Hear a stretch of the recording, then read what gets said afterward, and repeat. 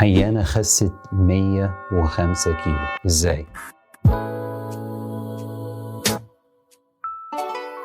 قصتها كانت بدأت طبعا سمنة مفرطة من الطفولة، وعندها أب وأم برضو عندهم سمنة، مرض السمنة في العيلة. بدأت بعملية التكميم وبعدين خست بس 15 كيلو، رجعت تاني عملت ريفيجن أو زودت، أو الجراح زود كمية ريفيجن أو التكميم، برضو ما جابتش نتيجة. بعد كده عملت عملية تغيير مسار، كلها جراحات طبعا، جربت كل الدايتس اللي موجودة.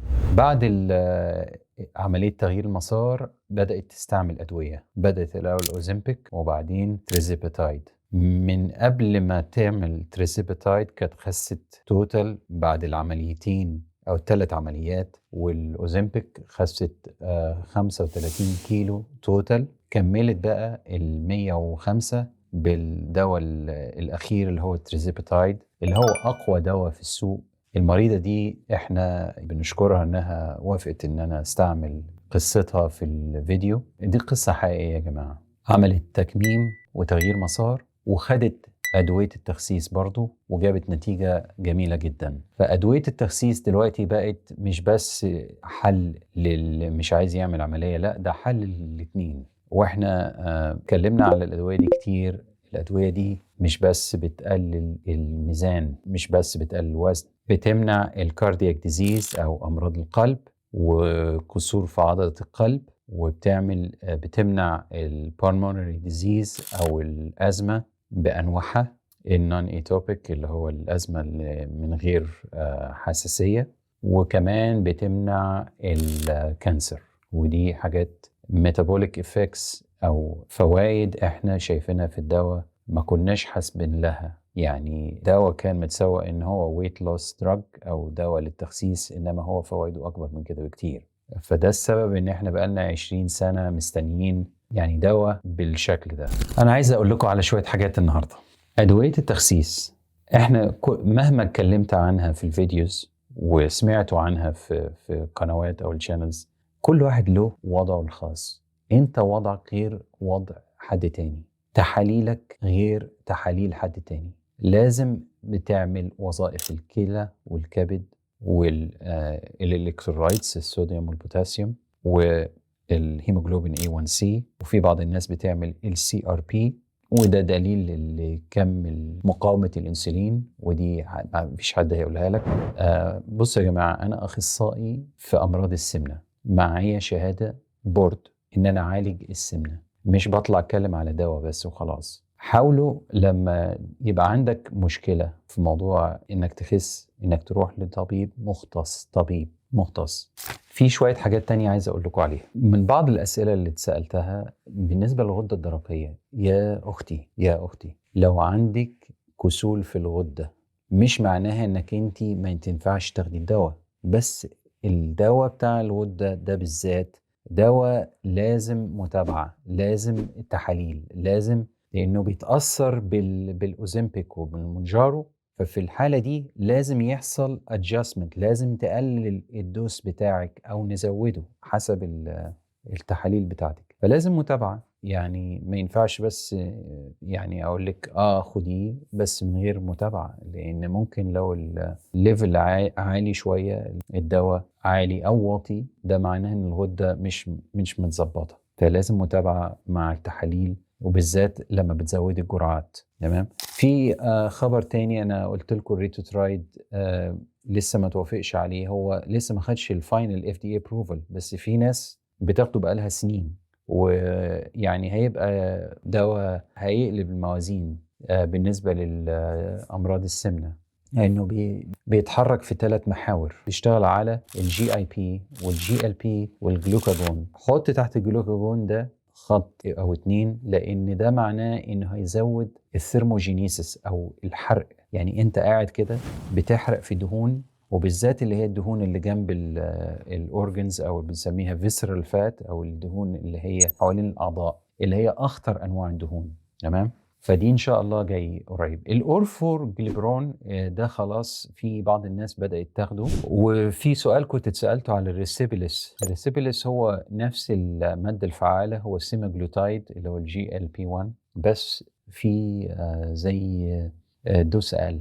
مشكلة الأدوية دي بالفم إيه؟ إنها بتتكسر بسرعة. البيبتايدز بيتأثر بإنزيمات المعدة فممكن يتكسر بسرعة. في الحالة دي إحنا بنرجح الحقن، بس في بعض الناس عندها فوبيا من الحقن، يعني بتخاف جدا من الإبر. هي دي بقى الناس اللي ممكن رجح لها الأورفورجلورون. وبالنسبة للريتوترايد نبدأش بيه برضو، يعني ده يعتبر آخر حاجة، ده من الآخر زي ما بيقولوا. نبدأ بالأوزيمبيك برضو أو نبدأ بالتريزيبيتايد، ولو ما نفعش اللي هم بنسميهم النون ريسبوندر اللي ما جابش نتيجة مع الدواء، ده بنرجح له الريتوترايد.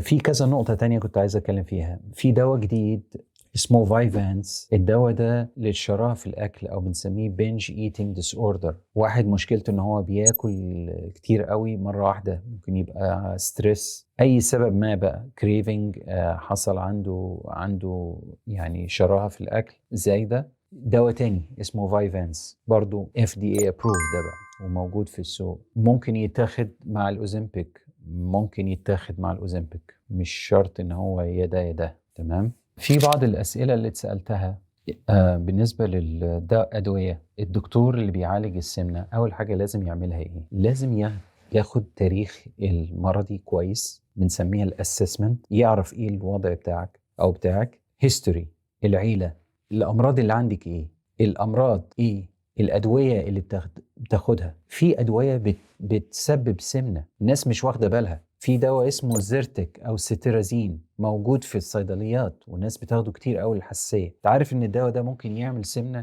في حد ذاته؟ يعني الأدوية دي ممكن تتبدل بأدوية تانية ما بتعملش سمنة. فخلي بالكم من النقط دي. الانتيك او الاسسمنت ده بياخدني ساعة مع المريض، بفضل اخد التاريخ ده كله، الهيستوري ده كله، وبعدين بعمل الفحوصات اللي بقول لكم عليها دي المبدئية. بعديها بقى بنشوف ايه الدواء المناسب للمريض ده. بس هو مش بس دواء، يعني في حاجة اسمها البيلرز او الاركان بتاعت السمنة، هم 4: دواء، نيوتريشن او التغذية، فيزيكال اكتيفيتي، رياضة، تلعب رياضة ولا لا؟ يعني هتخس ازاي كده من غير رياضة؟ لازم هتلعب رياضة. وبالنسبة للرياضة نعمل رياضة ازاي؟ انت عارف ان في 2018 في ابحاث عن كيفية الرياضة، كم الرياضة ومحتاجين نعمله عشان تخس، بين 150 ل 300 دقيقة في الأسبوع. يعني ما تحسبها 5 أيام، ساعة في اليوم.